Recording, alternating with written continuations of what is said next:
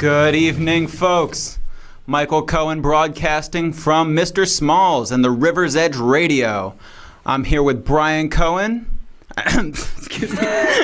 Botched. I'm here with Brian I give you Crawford. one shot. I give you one shot. Joey Marchi. Killing it. I'm taking over the manic rant for today. We'll see if I can maintain Brian's manic monologue energy. Because, folks, today I've got a thing. That's right. I've got a thing, all right? There comes a day in everyone's life when you have to turn on your heroes. Do you know what I mean? Let me fill you in. I loved Bill Nye, all right? I grew up on Bill Nye, and when he came back to Netflix, I was excited. By the time he started trashing herbal supplements, I was not surprised because he had already had a previous episode where he brought on someone from Monsanto to shill for genetic engineered food. So that was a little disappointing. And I put it all behind me and I moved on. But then today, I'm listening to my favorite new news show, 1A. You should check it out. It's on NPR. Am I allowed to plug our competitors? No. Are they our competitors? They're not our fucking competitors. They're not even in our league. Okay. They're fucking terrestrial radio. What is it? Old school. Old school. Dinosaur. Dino radio. You know what? I did meet the people from WESA, though. They're pretty nice. So. I mean, they're really nice folks. I will say that. But then I'm listening to 1A, and they've got another episode about how herbal supplements are this horribly unregulated industry, and how pharmaceuticals are so highly regulated, and how we can't trust herbal supplements, but we can only trust pharmaceuticals. And I'm thinking, are you people fucking crazy? Like, right? And I'm not just talking about workout drugs here, people. Like, I'm not talking about, boosts your energy, so you can work out. Like, we all know that's all caffeine. I'm talking about medicine. I'm talking about stuff for treating anxiety. I'm talking about stuff for treating depression. I'm talking about stuff for day-to-day ailments. Right? And they're throwing the whole baby out with the bathwater here. All right? I've got 1A saying, 23,000 people were admitted to emergency rooms for herbal supplements last year. Nearly that many people died from pharmaceuticals, just opioids, not including various heart medications, which one of my friends died from just like 2 years ago, and apparently it's a totally fucking normal thing to happen, right? Various blood pressure medicines. All this stuff kills people left and right. It's one of the primary ways that people die in this country, and it's totally untalked about. And yet every chance they get, they come out and slam herbal supplements, right? And they're trying to push Lipitor for blood pressure when there's drugs when there's herbal supplements you can take for that. St. John's wort is an SSRI like Prozac, but that doesn't make you think you might want to kill yourself as a side effect, which is an ironic side effect for an antidepressant. Pardon me. I lack your stamina, Brian. They're bad. No, I mean, no, they're not bad. White willow bark has the same active ingredient as aspirin, except it's not as bad for your stomach lining. And here's the thing is that, like, when I went to a psychiatrist for anxiety, and she's trying to prescribe me different medications, right? And I tell him, like, well, I do use kava sometimes. And her face lights up. She's like, oh, you know about kava? And I'm like, yeah, it's great. And she goes, I'm not allowed to tell you that you should take that, but I'm very excited to hear that you are. And it was like wording things very carefully, right? Where they're actually doctors are not allowed to recommend to you herbal supplements because they're not approved by the FDA, quote unquote. And most people misunderstand this to think that, oh, it's just some new fad that the FDA... A lot of this stuff has been going on for years. Right, that the FDA doesn't approve. Here's the thing, the FDA needs to do extensive research before they can approve something, and they have no interest in approving supplements, right? There's big money behind various prescription pharmaceuticals because you can patent them. And so they get fast-tracked a lot of the time, but there's no money behind showing that ashwagandha lowers your cortisol levels, right? Like, you can't patent it. Where's the fucking money? It's all about that cash, right? And I'm not some what's his fucking name from InfoWars ranting maniac. even though that's the format for the opening on this show. I am not a maniac. And so I'm sticking to the script here. And I disseminate fake news. We just spent an entire episode yesterday morning where I blasted the false reporting of Punxsutawney Phil and held up the true reports from the other 8 groundhogs that refuted his bad reporting. Just so you know, disseminate is not the word you're looking for. I'm not, No, keep using it. I like it though. I'm going to use it. Double down. Anyways, Brian decimates, you know your words. Brian decimates fake news. I do. We do not disseminate it here. We smash it. No, listen. That's what I meant. Yes. So anyway, but yeah, don't like fake news. No, but listen, though, I mean, this is serious, though. People die all the time. People become addicted to these pharmaceuticals. The pharmaceutical companies are the biggest drug dealers, the biggest opioid pushers in our country right now. They're single-handedly responsible for the heroin epidemic, and yet seemingly legitimate news shows put all their faith in them to treat our various maladies when people have been treating these maladies for thousands of years with herbal supplements. And I'm not saying never take pharmaceuticals. I'm just saying there's usually an herbal supplement that does something similar. And there seems to be a push right now on places like Bill Nye and 1A and various other NPR, and Lefty. And that's the thing that surprised me is Lefty, like even non-corporate entities that seem hell-bent on discrediting herbal supplements. Let's be honest. I mean, I like NPR's content as well, but they're not truly nonprofit. All of these little taglines that they have, underwriting, is all I said paid for by non-corporate. Don't get me wrong. NPR, I've got my eye on you, all right? When I was living it's kind of the biggest sham in the world. Yeah, no, when I was living in North Carolina, as soon as fracking became an issue there, Chesapeake Gas donated a ton of money to NPR, and we had to listen to natural gas ads on NPR during debates over whether or not we should start fracking immediately or regulate fracking and wait a little while. And I was like, I wonder why not fracking isn't an option on this one. Yeah. See, but that's what you got. I don't like Bill Nye anymore either because he became politics. Why is everyone politics? Bill Nye used to just be the science guy, and he would talk about issues like he could talk about global warming, but he didn't turn politics. And I feel like now he's big money, he's politics, he's Netflix, he's just not cool anymore like he used to be. Yeah, I mean, I don't blame him for politicizing global warming. I feel like that's something that the right politicized global. You can't talk about. I'm not saying that he started it now, but well, you could still talk about the science instead of just talking about politics, and that's what I liked about Bill Nye before is he talked about the science, and not saying that he shouldn't talk politics. I guess I'm just sick of everyone being politics. Why does everyone have to be politics? Fair. Sometimes you just want an escape from politics, and Bill Nye was a cool guy you could watch. It was like going to the science center and watching him talk about sciencey things without getting a lecture. And that's what I want out of Bill Nye. But so I'm listening to 1A, and they've got listener feedback, and one of the people one of the pieces of feedback even says, she goes, well, I didn't actually tell my doctor about the different supplements I'm on because while I like him, I'm pretty sure he's a shill for big pharma just like every other doctor. And they're responding to all these different, people being like, well, how do we know this is safe? And they don't respond to this lady at all. They just blow right through to the next thing. And it's like, no, that's the thing is that doctors push pharmaceuticals on you and they never tell you about supplements. I don't know if they're even allowed to tell you about supplements. It's frightening some of the stuff that they want to push on you. I know I have Tourette syndrome, for example. The medicine to help you with Tourette syndrome can cause Tourette syndrome symptoms. Right. So I don't have a very bad case of TS, but I could end up with a really bad case of TS by taking the drugs that they would be pushing.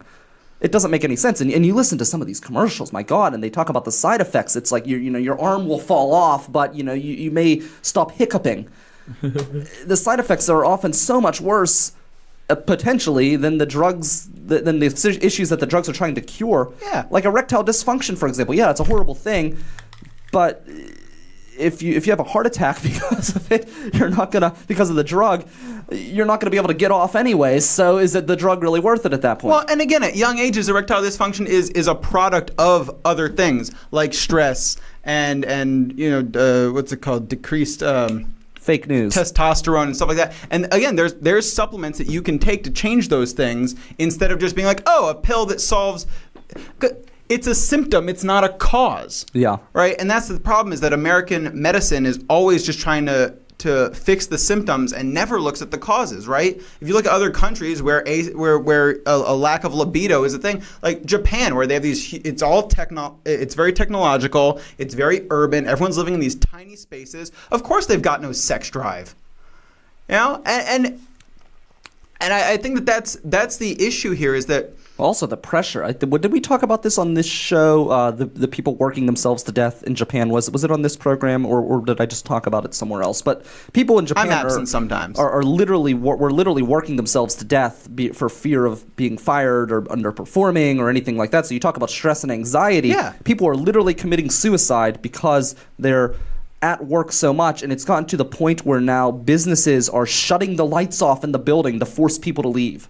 Yeah. Because and it's not the business forcing them. It's a cultural. I mean, they probably help aid the problem, but it's a cultural thing that they're not leaving. And I'm not saying go out and just look up whatever on the internet and take WebMD's word for it or whatever. But like, you can go to Barnes and Noble and you can get a good book on herbal medicine and you can look this stuff up. And Bill Nye is in Whole Foods, picking the two things off the shelf that sure do fucking nothing. They sell stuff to yuppies, people. Like, that's what they do. With that said, there's a lot of good medicine on the shelves there and at your local co-op, and you can order the stuff in bulk from much cheaper places on the internet, granted. And I guess I just before I moved here, I lived in a community of people that used that were very knowledgeable about herbal medicine, used it in really productive ways. And it just seems like I'm being bombarded now with this like weird, only believe in the techno fix. Anything that's not our weird patented stuff is no good and highly suspect, and none of it's approved by the FDA. And the thing is, again, the FDA just won't approve it. Well, the FDA also approves stuff that it shouldn't, I feel like. Right, that's the thing. It doesn't mean anything when they approve it, and when they don't, it might still kill. It's not. Yeah. I personally would like to use more of the natural substances. I just don't know how, and I'm too lazy to read up on it. So I would love to be force-fed by the FDA to tell me that these are herbal supplements that you can use. I wish there was more of that available, that information. I wish it was easy to do, because to me, using herbal elements, like using things like St. John's wort, is that what it's called? Yeah, St. John's wort. That kind of stuff, which actually did not help me when it said it would. I feel like it made my condition worse, but that's probably my body. It's for depression, not Tourette's, though. Well, they say that it's supposed to be good for that as well. Okay. So, but it didn't work with me. Anyways, but who knows? I could be high off caffeine or whatever else that could have been causing a problem too. I mean, also different medications don't work for people. That's why they cycle you through stuff. And that's part of the problem, right? Is that when you're because doctors won't recommend it and won't look into this stuff, you're left on your own when you're dealing with this stuff. Unless you want to hire some like herbalist, which of course your insurance doesn't cover. I wonder if it's the same in other countries, because I'm thinking you could probably find information from other sources outside of the United States that would probably be more beneficial. Is that something that would be accurate, you think? I haven't looked, but probably. Yeah. No, it's alarming. And what's even crazier is the fact that you said you could only go on this topic for 3 minutes, and we're 15 minutes into the show. That's not true. It is true. It is true. We are 15 minutes into the show. No, that's great. It's cool. I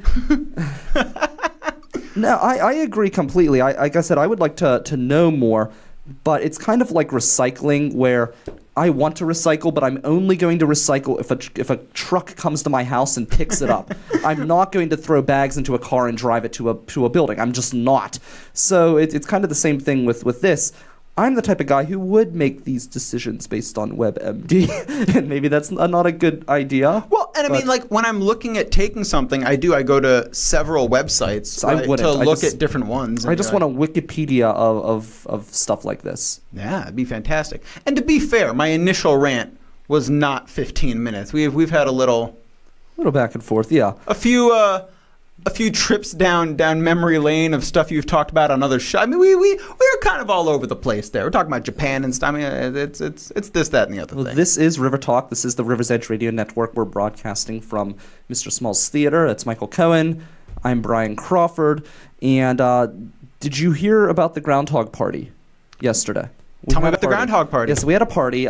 Maisie here is the Millville groundhog. She only wakes up once a year to listen to live music and view art.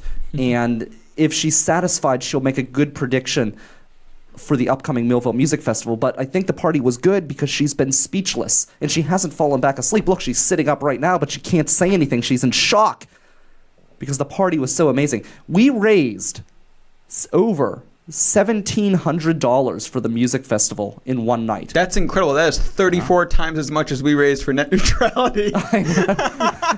That is true. People care about music. People like music. What can I say? Also, honestly, first off, it was free beer at this event, so that helps. Yeah. So, well, it was a $10. Take that net neutrality. Yeah, right. Exactly.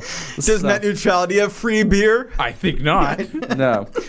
To be fair, net neutrality has free almost every. Net neutrality has free movies and free music and free porn. And Yeah, but I can't drink porn, Michael. net neutrality has free software. Where are you going to get free Microsoft Word? Where you can get free, what's the really good graphic design one? Adobe. You can get free everything with net neutrality, folks. Come on. How is that? Because you still have to pay for the software. Net neutrality doesn't give you free shit. What net neutrality does is it... file sharing, bruh. Okay. I suppose. Well, but they're making that harder because now you have to go through the cloud and everything else. Yeah. But what was awesome, this party had everything. It had great bands. It had live artists who were painting live for you. They had live dancers, everything. And they actually had a body painter. And I'm going to put it up here on the green screen, but I'm going to describe it for the radio listeners. And I'm going to show you guys as well. I don't know if you've seen this or not, but I had my head painted. Actually, I had my forehead painted. There was a gentleman there who was bald, and he had added hair to his head via the paint, which was fantastic. But I did my own. I saw that picture. I was wondering what the hell that was. And I had the Millville Music Festival. It's kind of weird, buddy. It's awesome. And you know what? I didn't know how long this was going to last. I was kind of thinking it might stay on for a few days, but it washed right off. But it was pretty badass. It's the Millville Music Festival logo. I wanted to show everybody how committed I was since I did not wear my Millville Music Festival shirt because I just moved and everything's still in boxes. I can't find anything. It was chaos. If you want to hear that story, you can listen back on yesterday's episode. So that'll be up on demand this morning if you're listening on the radio stream, tomorrow morning if you're watching us live here on Facebook. But yeah, it was awesome. I really, it was a crazy time. I was up for like 24 hours that day because it was, my day off or whatever. That's totally normal, folks, just to be clear. That's normal. That's not a weird thing. So, and and then I was drinking all the free beer, having a good time. I ended up passing out on Panza's couch in the gallery again. So those couches, it's kind of interesting. The couches in his gallery are actually the former couches from the Andy Warhol Museum that he had moved in. So I've slept on these like historic couches now twice overnight, and they've just they just let me go. Just let me sleep there. It's crazy. But Jonathan, who I love, made a fatal mistake, and luckily, luckily it didn't turn out to be that bad. So it was not a fatal mistake. It could have been a fatal mistake. Okay. I had the Let's iPad. this. Yeah. Disseminate the mistake. So I had my iPad there, and he needed it to play The River's Edge in between the bands. So I fall asleep. He puts the iPad on top of me while I'm sleeping there. What if I rolled over and the iPad fell onto the ground and cracked? I'm still making payments on this damn thing. I was not thrilled. I'm like, what? So anyways, luckily the iPad, and then it did roll somewhere, like it moved somewhere. And luckily it wasn't scratched because I've had this thing now for, what is it? I got it September, October, November, December, like 6 months now, and there's not a scratch on it, which is amazing. I think you get a medal for that. I should because I'm a klutz. You get a small trophy. So, yeah, and it works. So I haven't. This phone is sucking though. Sprint. I need to get off the Sprint plan.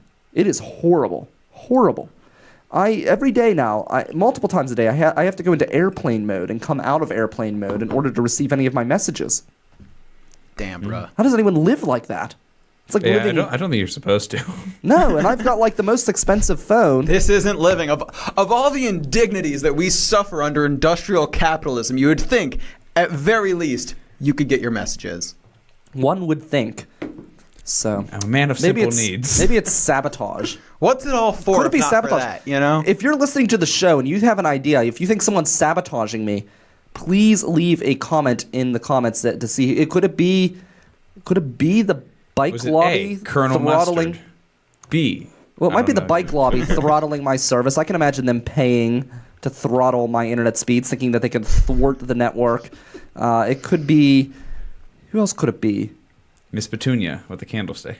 Petunia, I don't know. But seriously, right? We've got these giant server farms that suck up more energy than a dozen towns around them, right? Facebook runs them, Apple runs them, Google runs them. Bitcoin is using more energy at this point than Ireland, and they can't get you your fucking messages? I know, it's crazy. We put a man on the moon. I know. Can you imagine these we people? We put a Bitcoin in the ether, all right? We put a Bitcoin on the moon. Yeah. Can you imagine these people who lost their Bitcoins? Where'd they lose them? They lost the Check the information. sofa. Oh, I And heard now, of some guy digging through a whole landfill looking Yeah, for it's some thumb crazy. drive with a... Yeah, they've lost the information. They had all of this money. Did he find it? No, it's gone.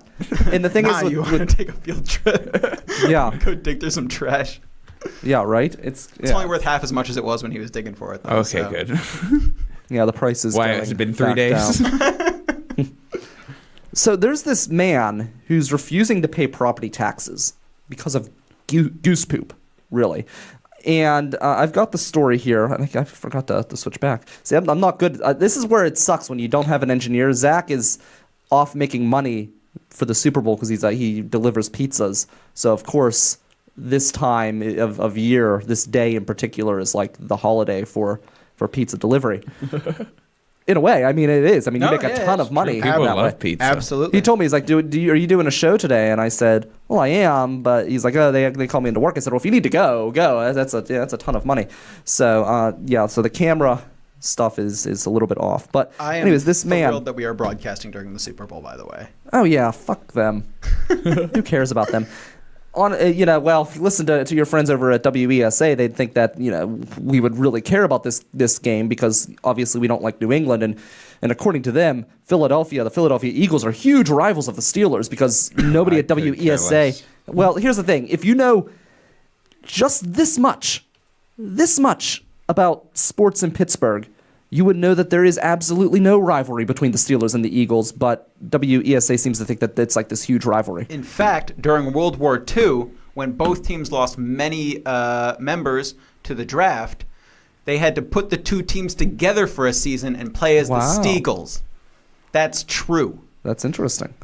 That's not fake news. That's interesting, You can take that to the bit bank. That's interesting, too, because I don't know, things may have changed from back in that time, but they're in different leagues, or not different leagues, but different conferences now, so that's an interesting combination. But I think when you're fighting a world war, things like that seem less relevant. I'm not saying that it's relevant or not relevant. What I'm saying is it logistically would be more complicated to combine two teams that are in different conferences. So are you saying, like, the Eagles aren't even in our league, and that's why we don't care about them? They're literally not in our conference. So... But what I'm saying is, like, the Steelers I know this is like big rivalry, but the Steelers in Cleveland, they're in the same division, they're in the same conference. It would be much easier They at least play each other. Exactly. Yeah, it would make more sense to combine the two of those. That's what I'm saying. So I'm just saying it's impressive that they did that. It logistically makes no sense. Yeah. But then again, that long ago, they may have been in different conferences. My problem is that geographically and culturally, I love New England, but I'll never love anything with the word patriot in it. Okay. What to do, Yeah, but anyways, like I said, WESA, they seem to think that there's this huge rivalry. But this guy, he's up in Canada. He's a billionaire. His name is Tom Golisano, and he's tired of cleaning up geese shit. Wait, He's does done. it? Yeah, billionaire? I think you can get a guy for that. You would think. Maybe he does. Maybe he's sick of paying the overtime. Yeah. I don't know. Do you need a new groundskeeper? Right? So, but I'll do it for half. I clean goose poop. Yeah. Yeah. Anyways, he's decided that he's no longer paying property taxes until the goose poop situation is done. Apparently, he has put in a scarecrow. Yeah, it's a $990,000 school tax bill is what he would pay. That's what he pays in taxes. I just don't understand how this is anyone's, like, who else's problem could this possibly be? Well, it says here that he's tired of stringing up... He's Sorry, tired. bro. He's tired of stringing up. This comes from the Associated Press. It says he's tired of stringing up fishing line, spraying smelly repellent, and even posting a wolf decoy because nothing is stopping the geese from He should coming. just try a gun.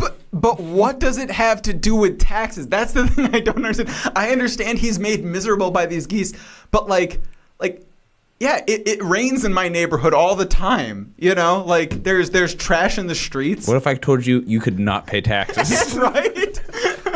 So he pays, over $90,000. There's an interesting quote here. It says, "This past summer was horrible. We drive in and find 100 to 200 geese parked on our lawn." And he is the founder of the payroll company Paychecks. So that's a pretty big company. Oh, fuck that guy. It should be And a shame if something happened to them. He's geese. also the owner of the Buffalo Sabres hockey team. He says, "You can't walk the Buffalo Sabres. The Buffalo Sabres, yeah. Oh my God. In So- terms of Buffalo hockey teams, they're maybe number 2. I don't know.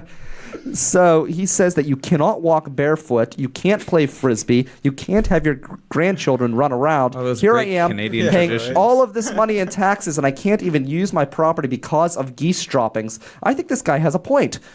I'm on his side. I just don't understand what it has to do with taxes. Like, is he saying that it's the government's fault? Like he doesn't pay them to Mother Nature. He's not boycotting anything. He's just like, it's like if you owed me money and you had a leak in your roof and you were like, "I'm not paying you the money I owe you, Michael." And I'm like, "I have nothing to do with your roof." Yeah, what if you're not paying, if your property taxes aren't going towards goose poop removal, then I don't Right? think you have grounds there.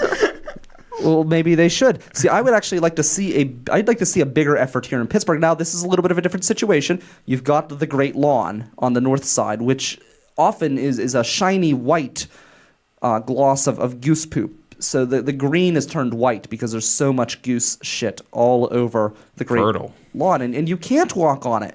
It's crazy, but that's public property.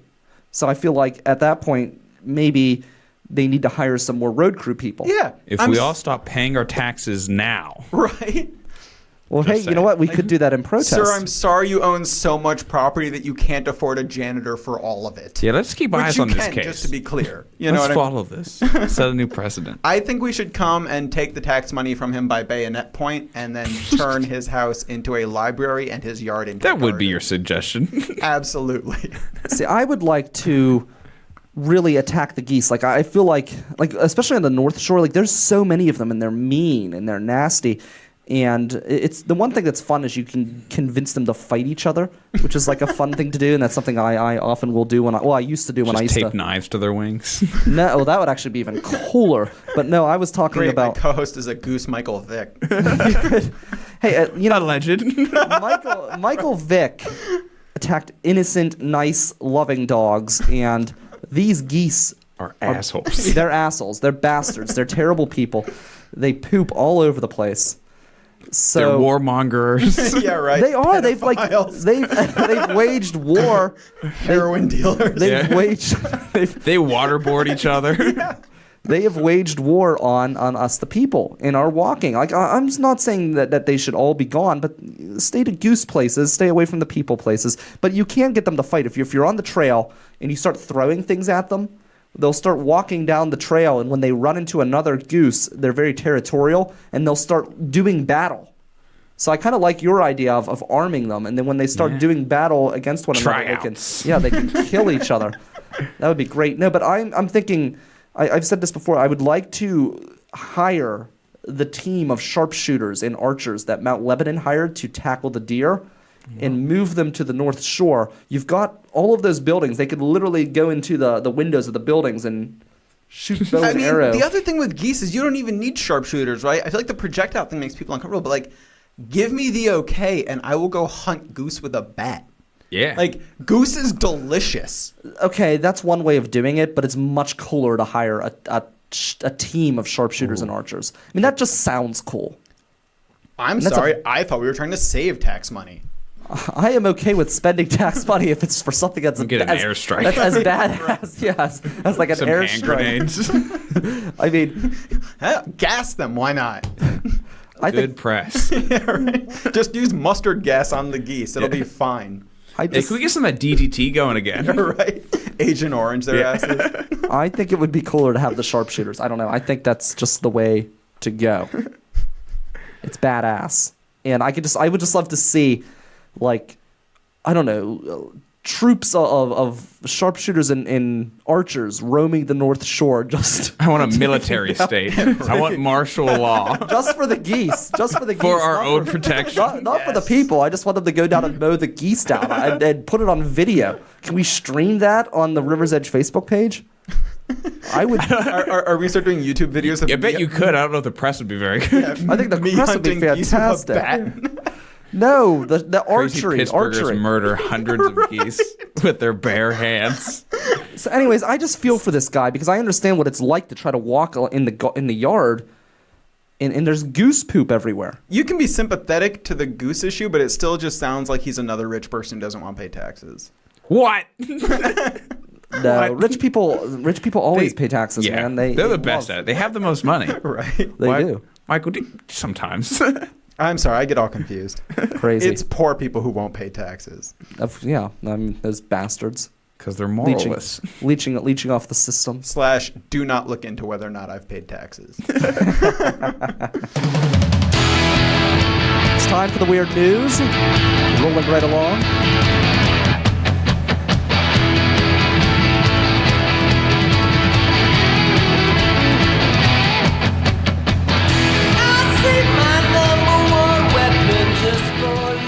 It is that time, the time where we save the entire city, not from geese, because I don't think anyone can save us from the geese on the North Shore, but from the Mon Monster, the terrible beast in the river, is doing everything in its power to destroy this very city with each and every breath. So we've got not one, not two, but 3 weird stories to keep the Mon Monster at bay.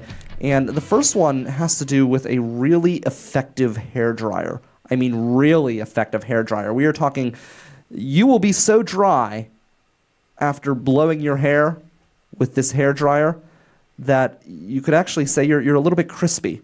Mummified. How dry is it? It's so dry.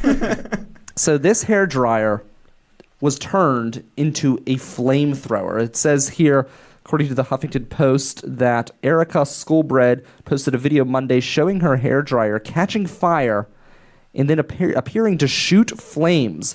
She says, talk about a bad hair day. Talk about a better product. My new hairdryer is more like a hair fryer. And the hairdryer is from Zing. Oracorp. That's a good one. Yeah, that was a good Get one. this girl a microphone. Yeah, On right. Amazon.com. Why isn't and she writing for Letterman? Yeah. it became a blowtorch You can on do that. first use. So I said hair dryer, more like a hair fryer. Zing. I like it. So yeah, so that's crazy. I wonder, like, so she probably bought like the cheapest one on Amazon, and it sounds like she was actually using it to blow dry her hair. And then modified it to make it fully automatic, which is illegal. Yeah, we don't want fully automatic hair dryers. That would be Yeah, the awful. law applies. So you know who invented the first flamethrower? It was, I can't remember the name. Gene but Simmons. Gene Simmons. No, it was actually ancient Greece. Rats. In ancient Greece, and it wasn't like a flame that would blow out like a torch. It was actually a liquid that would flame. So they would spray it. It would be fire, but it would spray with a liquid. And Oh, then it would like be when It's you- like napalm, right? Like or like when you breathe fire. Yeah, I guess. I No, don't know, I've it's never- you just you just like you take. Oh, is the that what you torch. do? Yeah, and you Oh, put okay. lamp oil in your mouth, and you go. Is that how they it do it? I comes out didn't in know that. That's Yeah. interesting. I used to do. So- Now you ruined it for me. I used to do a Yeah. circus trick here and there. Really, that's pretty cool. Yeah, no, that would be a way. You should start your comedy show that way, because that would catch everyone's more attention. indoor fires. You know, ever since the white shark thing in Providence, everyone's been a little weird about pyrotechnics in tiny venues. Yeah, tiny bit. Well, see, we just need to get you on a big stage. There you go. Big ass stage, and then you can start off with blowing fire. That's what Only Flesh does that. You can hear them on our sister station, the Metal Edge. Yeah, their jokes are great. Well, They've got a Netflix Yeah. special coming out. that would be pretty badass. So, do you have a weird news story for us? I do. It is shocking to hit peak 2018 so early in the year, But I opened my news feed the other day to a phrase that makes sense. And that is the first in-person art auction where people are buying rare Pepes on the blockchain. And here's what that means. What's a Pepe? Yeah, I don't. What is a Pepe? Oh, buckle up. Pepe is a harmless meme that's been accused of white supremacist leanings. Oh, but yeah, that's the one. ultimately, much like most of the internet, 80% of Pepes are not racist. And 20% of the internet and 20% of Pepes Isn't that a sandwich shop in the are strip district? racist. Pepes? Pepes. Pepes, okay. So Pepe, Delicious sandwiches. Pepes as well. Mention that real quick. Oh, the big wheeler. Anyways. All right, enough of the free plugs. no, so Pepe is a frog, and Pepe is the internet's most popular meme of all time. Isn't it French, too? Pepe the Frog? No, it's Pepe the person is. an American cartoonist. Oh, okay. Pepe is a frog character from the comic book Boys Club, available at so it's the sexist, too. comic book shop upstairs from Cafe Lily. Is that the Phantom in the Attic one? Or? Yes, Okay. that sounds right. Yeah. And, I like that place too. Yeah, it's dope. They got a lot of zines. But anyway, and all right, so Pepe is the most popular meme, and so there have been the most variations of Pepe over the years, and some of them are uncommon. And it kind of started as a joke because what is actually rare on the internet? Nothing. I've never even seen this meme. I'll show you after the show. Okay. Good thing I'm sitting down. Okay. Jeez. But with rare Stunned me. Pepes running the risk of becoming not rare, they've decided to put the rare Pepes on the blockchain. Now, the blockchain is a decentralized, unchangeable ledger that is what Bitcoin runs on. Yeah. Okay? And so, Well, aren't there multiple chains? right. And so people have Pepe wallets.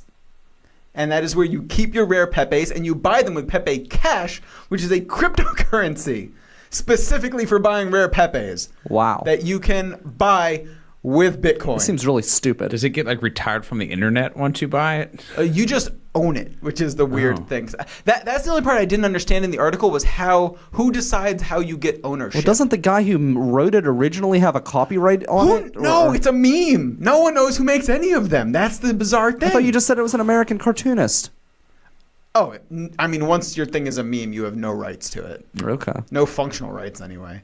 It's like you're offering to the world. Yeah. I hate memes. It's like play in my sandbox. Yeah, Its like name your- is Pepe. Your Fourth Amendment right. It's great on paper, but it doesn't mean anything. No. I hate memes. They're awful. They're so stupid. Oh, they're fantastic. I hate them. What is good about them? I was They're- talking to somebody who's blind, and he can't read the memes. He can't read GIFs or GIFs or GIFs or GIFs or GIFs or however you say it. I don't What's know. that? GIFs? GIFs, yeah. Jewifs? Yes, Brian. Yeah, something I'm against just- GIFs now. Yeah. Yes, I. Let's disseminate I this. don't like any. I don't like any of the GIFs or GIFs or whatever. They're, Okay. they're, Nailed it. They're Both dumb. those pronunciations All right, are so- perfect. Are they appropriate? Are they right? I don't know. think So there's a blind guy that can't see memes, and now Brian doesn't like them either. I'm saying he can Yeah. read Facebook though. He can read Facebook. He can read Facebook. He's on Facebook all the time. He's on Facebook Messenger. I don't know if it comes across. I don't know how it works, but I know he can read. What if Yeah, I this- told you there are actually several deaf people who cannot hear your show? Okay. Like at least one. We'll in get every subtitles. I'm just- Hey, here's not to derail, but Florida Please they derail. just signed a bill that said if you're going to be someone who's signing on the TV, you actually have to be certified because during the hurricanes they hired some people and they were 95% just signing gibberish. Are you serious? Yeah, during their hurricane broadcast. So now you have to be a certified sign language. Womp womp. That's wow. amazing. Florida regulates something that is not Yeah, regulated they're like, elsewhere. all right. That Too is- many tricksters down there in Orlando. That's crazy. I Often- wanted to. I want to teach myself how to do sign language because there's this deaf guy who I work with. There's lots of deaf people who work where I work, and there's this one who I work with directly every day, and I feel bad because I got to pull out the phone and pull out the pen and write notes to him, and I would like to just be able to talk to him. I feel bad that I can't have a regular conversation with That's this a guy. noble desire, but learning something new to talk to one person, that's not a good exchange rate, right? Well, but you know what? Once you know it, though, you can talk to all deaf people. And talking code with your friends. That's true too. Yeah, no. So I mean, I think Yeah. it would be good overall. I think everybody. That's one thing. they always want to teach these foreign languages in school, and I'm not opposed to that, but I feel like they should teach sign language first. I feel like everybody should know sign language, and that way all of these people who are handicapped, you would be able to communicate with them Probably better. Spanish first and sign language second, just for numbers. Maybe. Well, Spanish is a good option. I know Mandarin's another one that because the Chinese are becoming so powerful economically. Well, no, I mean for business Mandarin is good. But I mean, like, and maybe you don't get this as much living in Pittsburgh and this general area, but like on the coast, it is embarrassing to not know Spanish. Oh, like okay. I work in a kitchen now, where when I started working there, it was an entirely English speaking kitchen. That is unheard of on either coast. Really? Wow. It has never happened. No, the kitchens I worked in when I lived on the coast were all entirely Spanish speaking, with me as the exception. Wow, that's I learned crazy. a little bit of. You mean Pittsburgh is predominantly English speaking? Well, I mean, Balderdash. I don't believe it. Hogwash. I mean, even like the small southern town that I was living in was 23% Mexican. Wow, that's crazy. So there is another issue here that we have for the weird news. We got to one more. finish off the weird news story. We were talking about this poor guy with his goose problem out in Canada. This poor billionaire who is going to refuse to pay property taxes because he's being pooped. So we've talked about the sharpshooters. We've talked about the archers. You talked about going at geese with a bat. And maybe your method is the right method. Not because I hate geese. Just kill a couple. Leave an Not example. because I hate geese, just because I love goose. Okay. I want to eat them. But here's the thing. This one guy did shoot a goose, and the goose, he died, but he fought back in his death. And he ended up knocking the hunter unconscious, falling from the sky. Solid. So that's what I mean. You know, you've got these archers and these sharpshooters, and what if the geese fight back in their afterlife? They come on a direct collision course, kamikaze style, and start taking out the sharpshooters, and then all of a sudden you've got like a massacre on the North Shore. Yes, goose. How hard can it be to dodge a goose? Right? Like, How you did you see it not coming at see you. that coming? We have to get guns and shields. Gentlemen, get your goose shields up. They're coming back around. So you know what? The Pirates now have traded away all of their good players. So maybe we could just hire whoever's left to come after batting practice with their bats and just walk along the North Shore and Just peg them with some balls, even. Yeah. Right. Yeah. Well, I mean, they got rid of all their good players, so their aim might not be, on point. The geese travel in herds, right? Is that what they call it? A herd of geese? Herd of geese. Or no, it's a school of geese. Yes. I just always called them gooses. The goose pack. Goose pack, yeah. A mob. They travel in a mob. One time I was down in Florida, and we were at this place where manatees gather during the winter because there is a spring that they can come up to that is warmer than the ocean during that period.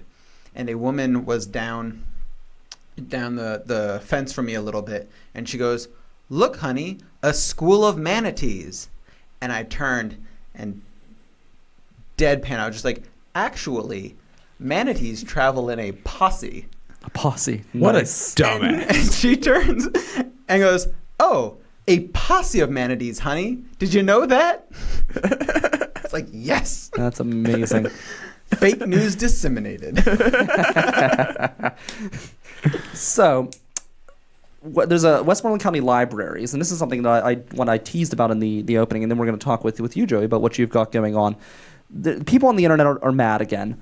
Westmoreland County Libraries are now keeping they're keeping facilities available. Narcan. Narcan, yeah. To fight the opioid deaths. That's fantastic. Yeah, I think it's wonderful. So, of course, everybody online is angry that the libraries are trying to save lives. And I don't understand, there's this huge crisis going on. I don't understand, I understand being thrifty. I understand not wanting to waste money.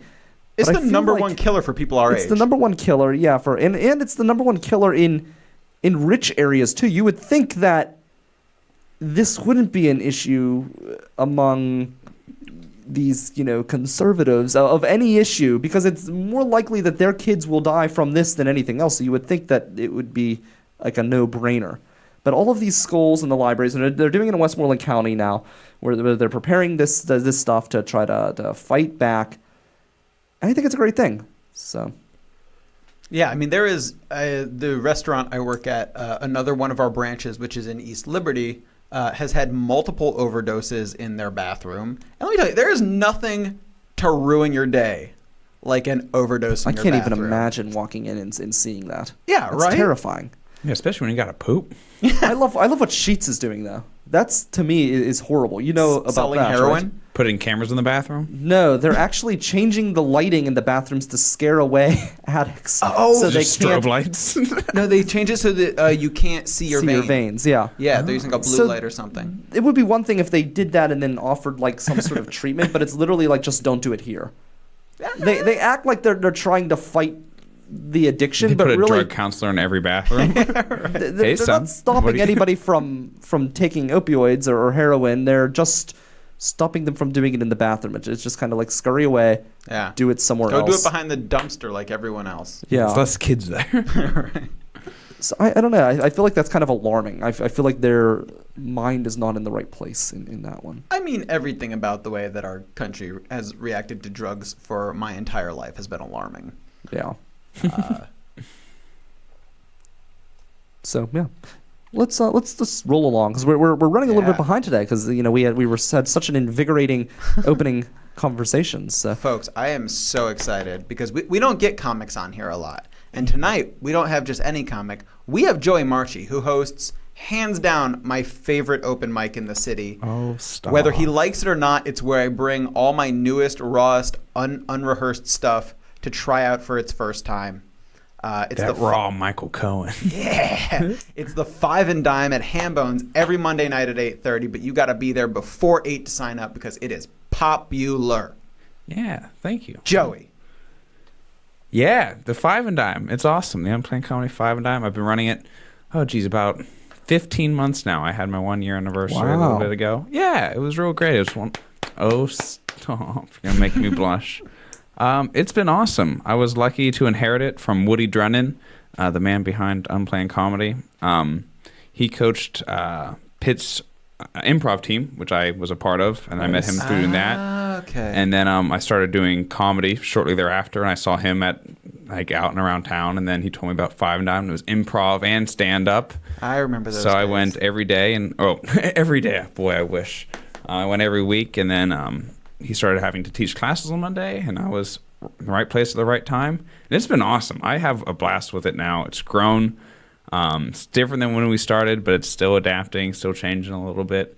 And the comics like it. We have a pretty good audience each week. And Hambones is just a great venue. I love Jeff Holt running the place. Everything's a good time. Yeah, there aren't a lot of venues that promote the way he promotes. Yeah, he's on top of things. He's just a great guy to talk to, work with. Lets me do my thing in the other room. Gets it set up. Jeff Holt is super grassroots when it comes to promoting. He is aggressive, and I'm not saying that as a negative, but my God, every time there's an open mic that has, or anything that has to do with music, he's posting it on my timeline. Like, he goes through and literally just everybody who's involved in the music scene, post. Anybody who's involved in the comedy scene, because I see it there, post. And he's got to have carpal tunnel. I see him. He has like a little tablet. He sits in like the back of Hambones and he just sets up there. Yeah, it's crazy. So you, how long have you? Why is this thing's acting bizarre? How long have you been doing comedy? How did you get started? Geez, just under 2 years of doing it a lot. I think March, spring break was when I first started doing. Yeah, you and I started right around the stand-up. same time. Yeah, it's a good time. I came up with like Osha Dwyer, Phil Forens. We all go to Pitt together. Yes. I've known Osha for I guess 5 years now. But I think our junior year we got involved with Pitt Tonight. It was this. So you were involved in that as well. Oh yeah. Actually, we all joined pretty early on. It was a new late night show on campus. They needed comedy writers. I thought I was funny. I thought I was some hot stuff. Because I did one like on campus talent show, and I did some jokes for like a dorm of people, and they liked me. I'm like, I'm the best. Boy, was I wrong. Anyways, we got involved working with Pit Tonight, and after we had worked on that for a while, we're like, maybe we are kind of funny. Let's go try to do some jokes in real Pittsburgh and hit the open mic circuit. So we've been building up from there. Like I said, March is 2 years for us. Yeah, y'all came hard as a crew. You had like 5 or 6 people. Yeah, when we started. had a lot of people when we started. There's been some attrition. Yeah, So- we've lost some folks. Some folks have had to move. Tom Connors, rest in peace. No, I'm just kidding. He's in Philadelphia, which is not here, which is sad. So I miss why him. do comedians travel in packs? Because that is like a true thing. I No see way, that. dude. I'm a total lone wolf. You are, but there's a lot of packs. Like you've got the Pit Tonight crew, you've got the Race to the Coffin people, you've got these different packs of people that travel together and seem to do things together, and it's kind of interesting. But why is that? Why? Maybe you can't answer because you're a lone wolf, but you were in one of those packs. For us, like starting out early, like we're all nervous to go out and be a part of these mics. Like it's just we don't know anybody. There's like 30 people at Hambones on a Thursday, and I'm one person. I don't know these 29 other people. So having your crew go with you a little bit and eases up after the show. You're like, oh, you know what? It wasn't so bad. It wasn't so bad. But also work on this line. We give each other notes all the time. It's easier to get places when we all ride together. Helps with the gas bill and all that. Is it easier to book a show whenever you already have a group of people that you can fill a lineup with? Sometimes, yeah. When I there was a couple shows I had in my basement on campus at Pitt where I'd invite all my friends and they'd invite their friends. But we had a couple good shows. It was me, Phil, OSHA, some of our other friends that did comedy. We've been booked on the stand-up Get Down at our Arcade Comedy Theater. Me, Phil, and OSHA were Phil, OSHA, and I. Jeez, is that how I'm supposed to say it? Yeah, Phil. That Ocean, is and the I were proper a team. way, but in today's world, nobody seems to understand how to We'll have to say disseminate that anymore. later. Yeah. But yeah, we've been able to be booked. We've been booked on shows at the same time. A couple shows around the area have tried to do like a college themed night where they'll get us. Lorenzo DeSilvio, he's been doing it years longer than us, but he's at Pitt with us. He works with us on Pitt Tonight. He's in Ruckus. I met you in person, and I met him both at the Zhuzh. It seems like a lot of the people have been going through the Zhuzh, and it's kind of cool to see a lot of people. And what's neat is the way that Liz will organize that is she breaks up your groups, and she destroys the packs, and she picks one person and throws them on there. Yeah, Zhuzh was a lot of fun. Yeah, it was cool. It was cool. Different every time. Yeah. I would have liked a crew. I ain't click with anything. You know what I mean? Like the Race to the Coffin kids have all been at it for a long time, but they're closer to my age. And then you guys, I love you guys, but you're also like, especially then you're like 22 or something, and I'm like in my 30s. And I was like, I love these kids, but like, yeah, I think at one point you were like, yeah, we're having a house party, and I was like, that is so, it's not tempting, but that'd be amazing. Yeah. I was like, so yeah, it's tough. It's I feel like I came in a weird spot, but I found my crews and my ways. The whole like Brillo Box, Gab Benesso posse, and yeah, I like you. No, I mean, and that's the thing is like everyone seems to. Not everyone, actually. There are a few distinct people. But anyway. Everyone's an asshole. Baseline levels of assholes. Yeah. Some people are tolerable. Lots of people seem to like me. I just like, I don't seem to click with comics a lot of the time. Well, I think it's sometimes nice not to be in a clique because then you can kind of be in every clique to a point. You can kind of, I don't know, zhuzh into all of the different cliques and kind of get booked all over. And then I think you have, in some ways, a little bit more control of your career sometimes in that way. Like I know, like I kind of like make my own success instead of, working with someone all the time. So I think that, not that you do it all the time, but you know what I mean? You can kind of, I never have waited for anybody to, I guess, recognize me or whatever. Sure. I just kind of go and do it. And I think sometimes that's just as effective too. Yeah. Yeah. No, yeah. I mean, those three improved way faster than the people around them. And I was like, it's because you can tell they talk about it on the way there and back. Yeah, we really hit it hard. Because, like, it's one thing when we started at Pitt, we're sort of in a bubble. We're like, okay, we think we're pretty funny. And then once you start, you're like, okay, there's a lot of people that are way funnier than we are. How do we, like, bridge this gap? How do we close it? So that was about going to New York. It was simultaneously like really inspiring and also really depressing. So I was like, wow, there are so many funny comics. This is so cool. People are so smart. And then I was like, I saw like a list of like 200 best comics in New York, and I was like, I recognize 2 of these names, and all these people are way bigger than me. I was like, fuck me. Yeah, and you just go to these mics, and you're like, all these people are better than me, and all these people are nobodies. So what's better? Is it better to be a big fish in a small sea, or is it better to be a small fish in a big sea? Oh, I'll have to be either. I haven't been either of those yet. Oh, geez, I can't possibly imagine. I imagine if you Ask ever want John to go. Dick Winners, I don't know. I imagine if you ever want to have real success, you'll have to start off being the small fish in the big scene. I don't know if anyone's.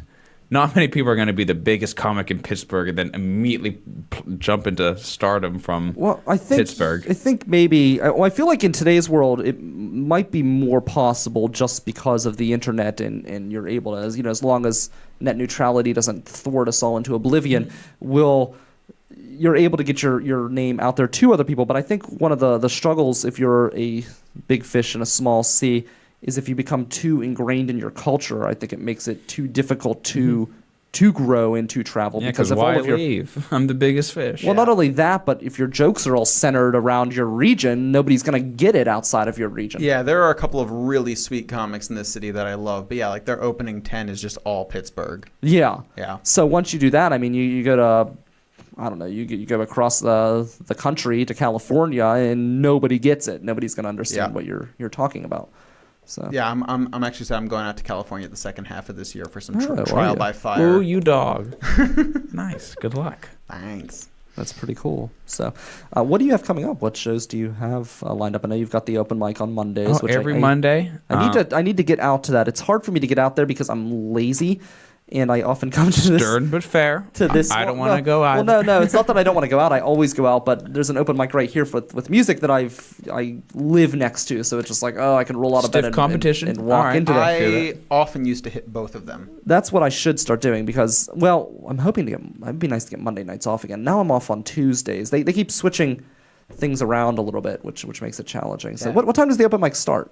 8:30. I usually get there around 7:45. 8 Okay. o'clock, I'll start the signups. 8:30, there's a jazz standards open mic before Oh, us. yeah, There's I a lot saw of that, yeah. old folks kicking and ripping it up, playing some music. They're a lot of fun. Check them out, and then they end at 8:30. I go in, I set up the room. And by 8:45, I'm starting the show, but get there at 8:30 because sometimes I start a little bit early, and then we run until we're out of comics. Usually that's over by 11 o'clock. I try to aim to have the show over by 11 because who is out past 11 on a Monday night? Nobody. I used to have That's off the answer. Monday, Tuesday night. It was wonderful because I would go to that. That's what I wish I had because then it would be easier for me to get to these mics because I would go out, I would go to the two mics, and then I would go back to work, and it was great. But now it's like, I'm off Saturday and Tuesday night. And there's good and bad to that. The one good thing is it feels like you're never really going back to work because you're there for 2 days and then you're off. You're there for 3 days and then you're off. So you don't have to deal with the place for that long. But at the flip side, when you don't get any sleep, like I used to really use those 2 days off to recharge my sleep. And now it's just like that's done. So, yeah, you get no sleep. Yeah.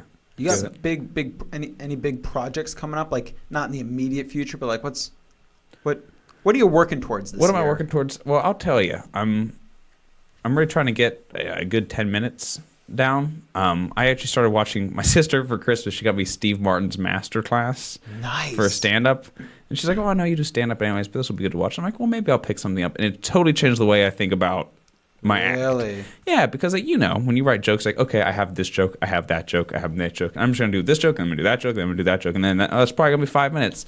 But instead, the one thing he really tries to drive home is like, think of it as like an act.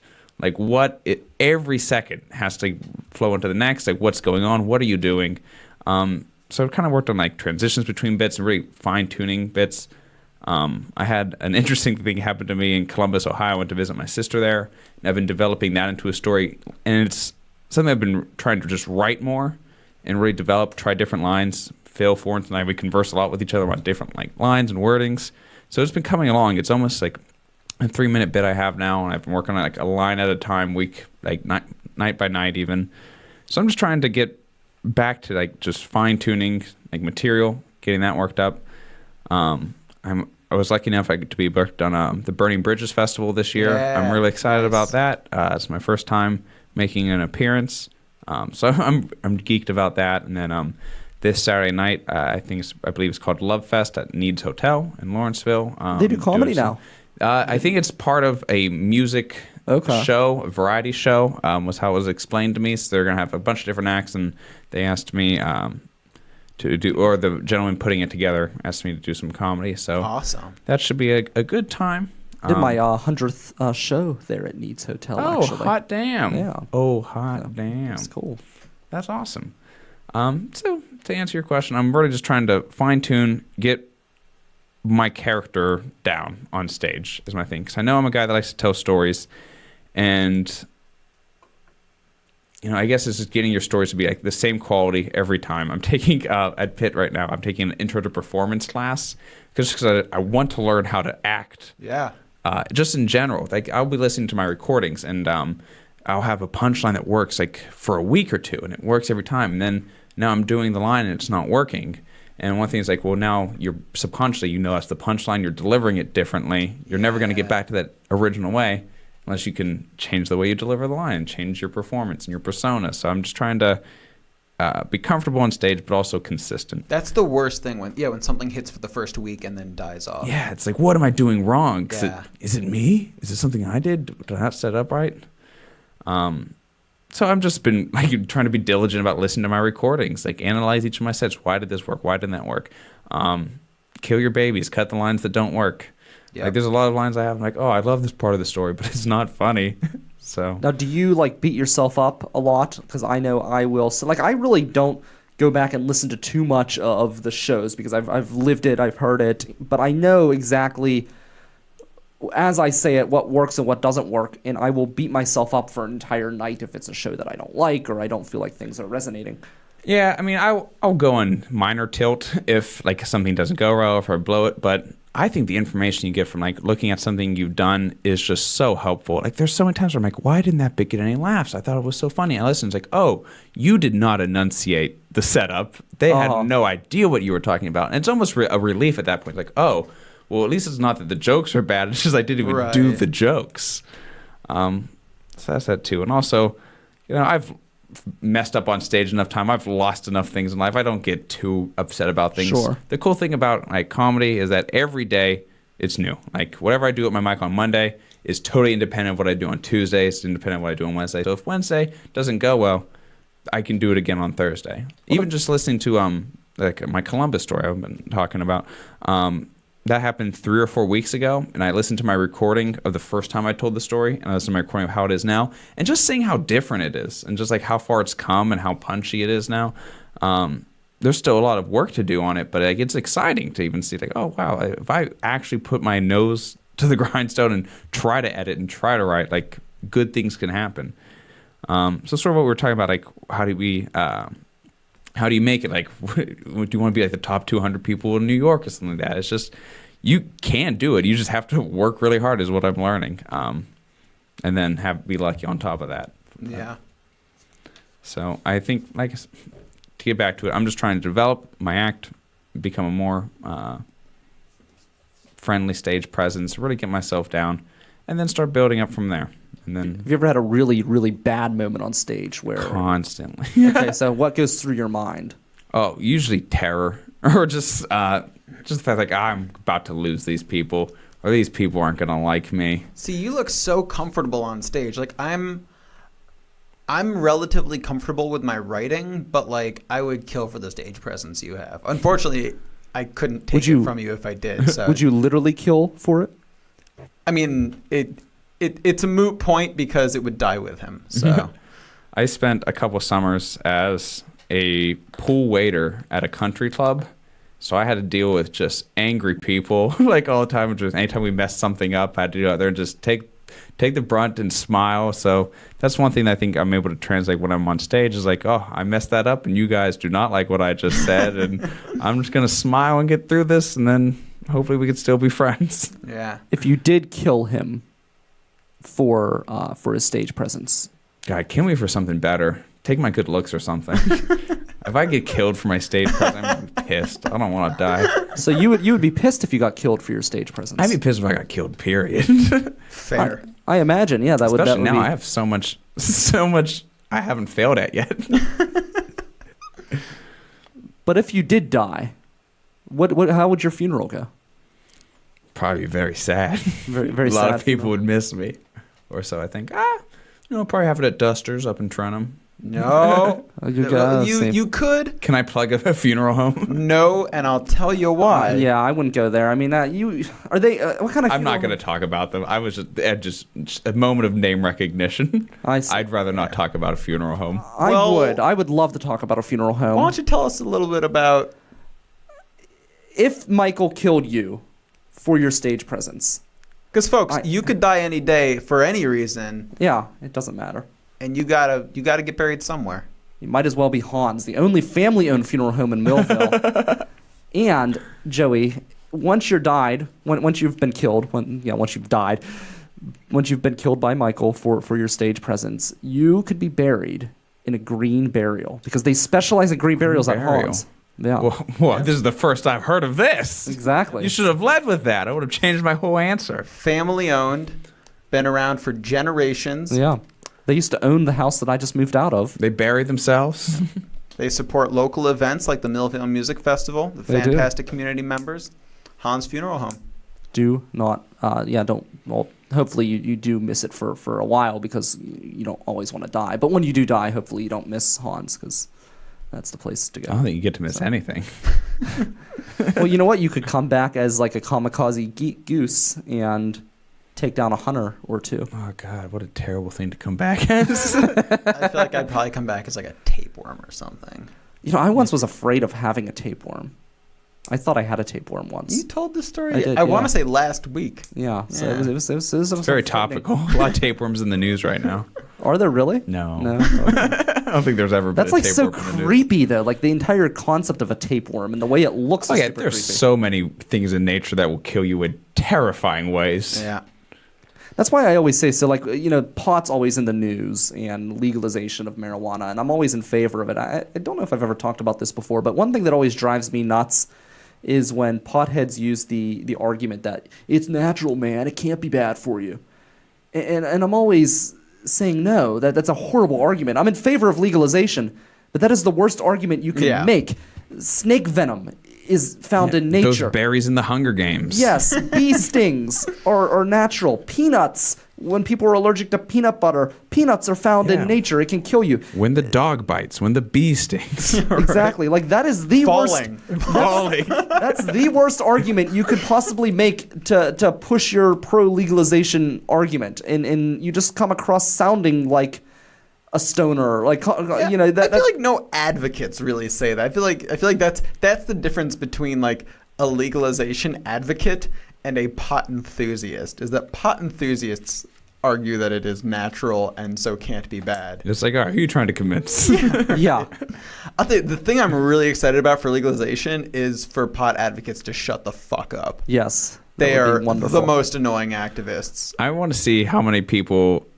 Do you guys experience this? People are like, "Oh man, I invested heavily, so as soon as pot becomes like legal, I'm gonna make so much money on like my." I'm like, "What the hell are you talking about?" I've had like 4 or 5 people tell me just through random parts of my life, like, "Yeah, as soon as it becomes legal, man, we're really gonna make a lot of money." I'm like, What does that "What?" mean to have invested heavily? I guess in just like growers or like operations and stuff like that. Okay, I'm just like- again, these people have no clue what they're talking about because they're opening up these medical marijuana plants in Pennsylvania, and you need to be like a multimillionaire to have an effective Yeah, I'm one. like, So- it's not easy enough for you, my friend. I can't imagine you, Right. Joe Schmo, have been able to break into this industry as like you think you are. You know that they're not just going to let all the illicit growers now Yeah. just take over, right? It's not like, Yeah. hey, you sold drugs now. All right, have a job. We've got you. You know what you're talking about. Right? Exactly. We can put the heroin dealers to work selling Oxy and Vicodin, right? Yeah, door to door. Yeah. So, what do you have coming up? Just check me out Mondays. Mondays, all right. Mondays at Hambones. Check out the mic. Check out my Facebook page, Joe Marchi Comedy. I'll share any events I have coming up then. You can catch me on the Burning Bridges Festival this April. My days for that are still being determined, but it's going to be a great time. I'd love to see you all out there. Thank you. Very cool. Michael, what do you have coming up? This Friday night at Artisan Coffee, I'm performing with Krish Mohan and Andrew Frank. Vincent Didiano is hosting. Nice. Feeble Eyes or Feeble People. There's some musical act that y'all got to check out as well. That's the Starving Artisan Comedy Showcase. Friday night at 9. Very cool. That's the 9th. I will be back next Sunday. I don't have the Saturday show this week. I will continue to try to get my house in order. That's my goal for the upcoming week, but I don't have any other events except for the 9th. The 9th, we're having the comedy event at the Millville Library, which is, which you're performing at, aren't you? Or are you performing at that? No, I'm Double at the Artisan one. You're at the Artisan. Oh, that's right. Okay. Is that the 9th? I didn't even know. So, well, that's all right. You've got options then. So you can either see Michael or you can go to the one here at the What library time is yours? as well. I think I'm not actually performing. I'm just going to enjoy it. But I believe it starts at 7 or something. I'll look it up. Comedy at the library. Yeah, so it's well, at the Millville Library, all right, and well, it choose is one. 7 p.m. Yeah, so just pick one of them. So we'll add them. But we'll add them both. How about that? We'll add them both to the page, and then people Fantastic. can figure out which one they're going to. Yeah, but I'll be there. Actually, I might try to swing by both. We'll see. That would be cool. Do it. So, I'm sure you've seen Krish before. Andrew Frank is hilarious and brilliant. nice. So Yeah. that is this Friday. All the things are going on Friday and then Monday as well. So do not miss any of that. We have local music, which is running 24 hours a day at riversedgepgh.com, so you can listen to that now. And if you're listening to us Monday morning, we've got local music up next. No Zach fell today. He has been off. So for our great guest, Joey Marchi, for Michael Cohen, I am Brian Crawford. This has been River Talk on the River's Edge Radio Network. We'll catch you next week.